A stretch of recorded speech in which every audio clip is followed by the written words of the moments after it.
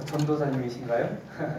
예, 전도사님께서 기독교 정신이 대한민국 건국에 미친 영향에 대해서 말씀해 주시겠는데요. 저희가 지금 제가 시간 통제를 잘못해서 많이 지나갔는데요. 가급적이면 한 7분 범위 내에서 부탁드리겠습니다. 네, 반갑습니다. 저는 소개받은 대로 초신대학교 필수포럼에 있는 윤선교라고 하고요. 저는 자랑스러운 대한민국 국민이자 또 한국교회의 구성원으로서 오늘 이 자리에 대표로 섰습니다. 이런 귀한 자리에 마련해주신 의원님과 교수님들께 감사의 말씀을 전합니다. 그럼 마이크 안 나오는 것 같은데요? 마이크 마이크 가까이. 하나 둘 셋. 예. 들리시죠? 네. 저는 한국교회 교인으로서 조금은 색다른 관점으로 대한민국 건국을 좀 말해보려고 합니다. 이렇게 앞에 나눠주신 걸 보시면 세 가지를 제가 정리해 드리는데요. 첫 번째는 국부 운암 이승만의 개종입니다. 운암 이승만의 기독교로의 개종은 단순히 한 사람의 종교의 변화만을 의미하는 것이 아닙니다. 그의 개종은 그를 정치가로서 자유민주주의자로 만들었습니다. 본래 이승만은 20세까지 과거 시험을 위해 전통 성리학을 공부했던 사람이었죠. 그러나 그의 기독교로의 개종은 이제 많은 변화를 주었고요. 단순히 개인의 변화를 넘어 우리나라의 체제의 변화까지 주었습니다. 그것은 이승만에게 있어서 기독교 보수주의의 확립과 그의 정치적 방향성을 설정하는 계기가 되었습니다. 그리고 그때 그가 기록한 책이 바로 독립정신이죠. 이 독립정신은 훗날 우리 대한민국의 국가의 청사진이 되기도 했습니다. 두 번째로는 가치동맹의 확립입니다. 건국 이후 오늘날에 이르기까지 대한민국은 대내외적으로 체제 위협을 받고 있습니다. 그럼에도 불구하고 대한민국이 지금까지 자유민주주의 체제를 유지할 수 있었던 이유 중 하나는 저는 바로 한미동맹이라고 생각을 합니다. 대한민국은 한미동맹이라는 울타리 안에서 성장해 왔다라고 말해도 과언이 아닌데요. 한미동맹은 대한민국의 안보 역할을 담당했으며 한미동맹으로 대한민국은 경제 개발에 집중하여 오늘의 경제 성장을 이룰 수 있었습니다. 그러나 한미동맹이 중요한 본질적인 이유는 그것이 일반적인 동맹이 아닌 바로 가치 동맹의 성격을 띠고 있다는 데 있습니다. 여기서 말하는 가치란 방금 전희경 전 의원님께서 말씀하셨듯이 바로 자유를 의미하는데요. 그리고 그 자유는 궁극적으로 종교의 자유, 신앙의 자유라고 저는 생각을 합니다. 예로부터 한반도는 서양 국가들로부터 많은 주된 관심사가 아니었어요. 이는 서양 기독교계에서도 마찬가지였죠. 그래서 서양 선교사들은 대학 조선 이전에 중국과 일본에 더 먼저 관심을 가졌는데 이러한 흐름이 바뀌게 된 계기가 있었습니다. 그것은 서양 선교사들이 뿌린 기독교 정신이 한반도 땅에서 뿌리를 내리고 열매를 맺기 시작했고 이는 곧 서양의 교회들로 하여금 한반도에 관심을 갖게 하고 더 나아가 미국 교회가 한국 교회에 지원의 손길을 내밀게 되는 계기가 되었다는 것이죠.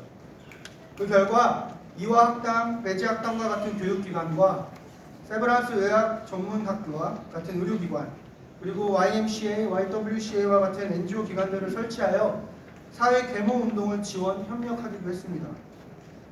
이러한 민간인 대상의 지원은 훗날 국가에 대한 지원으로 확대되어 갔습니다. 하나의 예로 외부적으로 이승만은 외교 정책을 통해서 한반도의 독립의 필요성을 미국에 알리기 시작했는데요. 이승만은 1942년 12월 에디슨과 헐버트에 앞세워 한국에 파송되었던 선교사들을 중심으로 기독교인 친한회라는 조직을 만들었습니다. 그렇게 한미협회와 기독교인 친한회를 중심으로 미국을 움직이는 오피니언 리더들에게 편지 운동을 벌였고 상하원 의원들을 접촉하여 대한민국 임시정부 승인 운동을 적극적으로 추진한 바 있습니다. 이렇게 형성된 양국 기독교계의 관계는 이후 한미 관계 간의 동맹을 맺을 수 있는 근본적인 배경이 되었다고 저는 생각을 합니다. 이처럼 한국교회와 미국교회 사이에 기독교 정신이라는 공통되고 공유된 가치가 주권을 상실한 실체 없는 나라에 독립을 가져다주는 밑거름이 되었고 나아가 당시 최강대국이었던 미국이 대한민국이라는 신생국가와 동맹을 맺을 수 있었던 근본적인 요인이라고 생각을 합니다. 마지막으로는 제가 여기 책자에 있는 법치주의를 통한 인류 기본 가치의 확립이라고 적었는데요. 저는 좀 다르게 설명을 하고 싶은 건 인류 기본 가치를 보장하고 보호하는 자유민주주의 공화국을 확립했다라고 말씀드리고 싶습니다.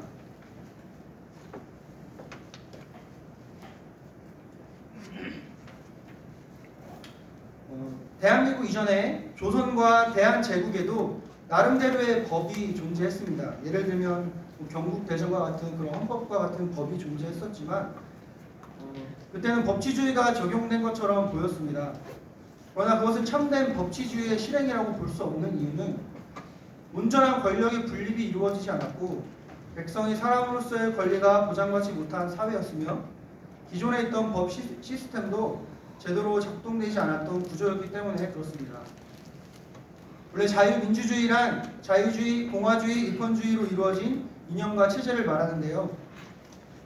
서구에서 이 세 개를 조화롭게 개발한 자유민주주의 모델이라는 뿌리가 바로 종교개혁에서부터라고 말하고 있습니다. 왜냐하면 자유민주주의는 시민이라는 개인의 등장이 없으면 불가능하기 때문에 그런데 이 개인이라는 개념이 바로 종교개혁에서 비롯되었기 때문에 그렇습니다. 그래서 이승만이 쓴 한국교회 핍박이라는 책에서 그는 당시 영국과 프랑스 그리고 미국의 정치 제도는 종교개혁에서 비롯되어 있다라고 기록하고 있습니다.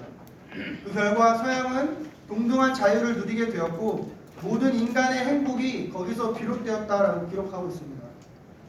그 결과 이승만은 필라델피아 회의에서 미국식 공화제 정부를 수립해야 된다라고 공표를 했습니다. 그런 공화국을 세우려 할 때는 정부와 법을 잘 만드는 것도 중요하지만 가장 중요한 것은 모럴입니다. 질서 의식과 준법 정신도 중요하지만 모럴이 형성되어 있지 않는 곳에서는 이런 질서 의식과 준법 정신도 온전히 실현될 수 없습니다. 바로 이 모럴이라는 개념을 프랑스 정치학자 토크빌이 한 말인데요. 그 토크빌이 한 말 가운데 이런 말이 있습니다. 자유는 도덕성 없이 세워질 수 없고 도덕성은 신앙 없이 세워질 수 없다. 이 깨달음이 바로 이승만에게 귀한 깨달음이 되었던 것입니다. 그래서 이승만은 풍속과 인정이 일제히 변하여 새 것을 숭상해야 하는데 새 것을 행하는 법은 교화로서 근본을 삼고 있지 않고는 이루기 어렵다. 그런데 예수교는 본래 교회 속에 개혁의 정신을 내포하고 있으므로 예수교가 가는 곳마다 변혁하는 힘을 발휘한다. 그러므로 우리는 예수교로 새로운 문명의 기초를 삼아야 한다라고 말한 바가 있습니다. 이것은 기독교 국가를 세워야 된다라는 것을 말하는 것이 아닙니다. 이것은 신학적 용어로 영역주권, 곧 기독교의 정치화를 의미하는 것입니다. 이처럼 이승만은 서구의 종교개혁으로 서구 문명이 어떻게 세팅되었는지를 알았던 유일한 사람이었습니다. 그리고 이승만은 그 서구의 기독교 정신을 이 한반도 땅 가운데 적용시킴으로 인류의 기본 가치를 보장하는 자유민주주의 공화국을 세웠음을 우리는 기억해야 할 것입니다.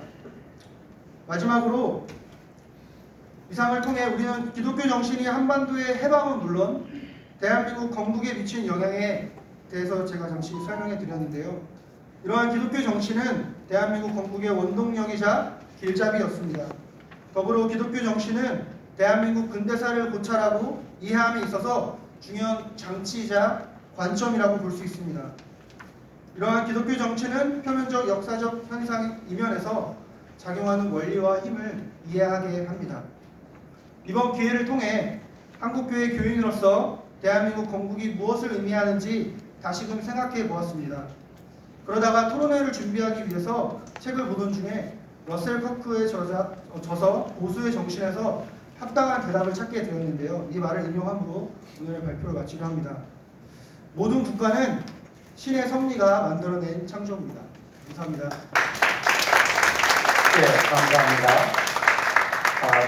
기독교 한국근현대사 연구회라는 모임이 있습니다. 그 모임의 주제는 대한민국이 건국한 건 기독교 정신이었다라고 하는 모임인데 사실 그 모임에 많은 분들이 기독교인이 아닙니다. 사실 대한민국이 건국되는 데는 기독교 정신이 큰 역할을 했다는 것은 기독교인이고 비기독교인이고 다 동의를 한다고 저는 믿고 있습니다. 오늘 귀한 토론에 감사드립니다. 시간이 이제 많이 지나서 마지막 토론자를